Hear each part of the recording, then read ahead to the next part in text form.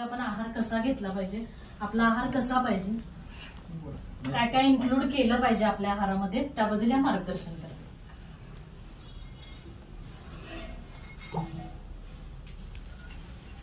नमस्कार. जसं मॅडमनी सांगितलं, मी सौ कविता वानकर चिटणीस, न्यूट्रिशनिस्ट आणि वेलनेस कोच आहे. मी आज दिनांक 25 मे जागतिक थायरॉइड दिन आहे, या निमित्त सरांकडे आलेली आहे. तुम्हाला थायरॉइड म्हणजे काय आता सरांनी सांगितलंच आहे. त्यासाठी आहारही तेवढाच इम्पॉर्टंट आहे. आहारामध्ये इन्क्लूड काय काय करणं, काय काय खाणं, काय काय न खाणं हे खूप इम्पॉर्टंट आहे. आज थायरॉइडसाठी आयोडीन हे खूप इम्पॉर्टंट आहे. आजकाल तुम्ही बघता मिठामध्ये आयोडीन असतंच. मिठामध्ये आयोडीन इन्क्लूड करूनच येतं. तर आयोडीन हे घेणं खूप इम्पॉर्टंट आहे. दररोज 1 चमचा मीठ ते आपल्या थायरॉइडमध्ये गरजेचं आहे. मीठ ह्याच्यासाठी आपल्या बॉडीसाठी.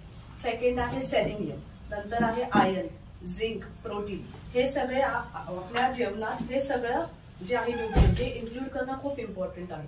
त्याच्यानंतर आता आपण चपात्या खातो, चपात्या पण खायलाच पाहिजे. त्याच्यासोबत तुम्ही ज्वारीच्या भाकऱ्या, बाजरीच्या भाकऱ्या हे जास्त इन्क्लूड करा. आळशी म्हणजे फ्लॅक्सीड, आळशीचा वापर जास्त करा. ह्याच्याने तुमची थायरॉइड ग्रंथीला खूप उपयोग होतो. त्याच्यानंतर सूर्यफुलाचा बीज म्हणजेच सनफ्लावर सीड्स, पंपकिन सीड्स, भोपळ्याच्या बिया ह्याचा वापर करा. त्याच्यामध्ये पण फरक पडतो. पालेभाज्या खा, ज्याच्यामधून आपल्याला आयर्न जास्त भेटतं. आयर्न त्याच्यासाठी पालक झालं, मेथी झाली, कडधान्य, मोड आलेले कडधान्य ह्याचा वापर करा. त्याच्यानंतर खजुरामध्ये पण आपल्याला आयर्न जास्त भेटतं, हे इम्पॉर्टंट आहे. थायरॉइडमध्ये व्हिटॅमिन B12 आणि D11 हे पण कमी होतं. त्याच्यामुळे आपले बोन्स जे आहेत ते पेन व्हायला चालू होतात, दुखतात.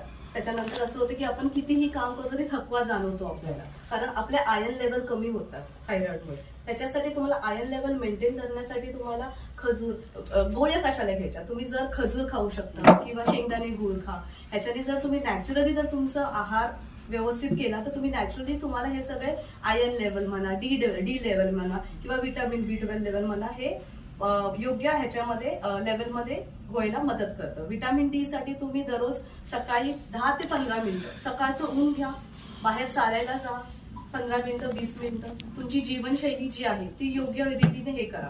थोडासा फिजिकल एक्सरसाइज पण इम्पॉर्टंट आहे. एक्सरसाइज म्हणजे तुम्ही वॉक करा, जर तुम्हाला वॉक नसेल जमत तर योगा करा, थोडंसं मेडिटेशन करा, प्राणायाम करा. हे सगळे जे दिनचर्या आहे तुमची जीवनशैली ती सुधारा, आहार सुधारा, तुम्हाला थायरॉइडमध्ये नक्कीच फरक पडेल.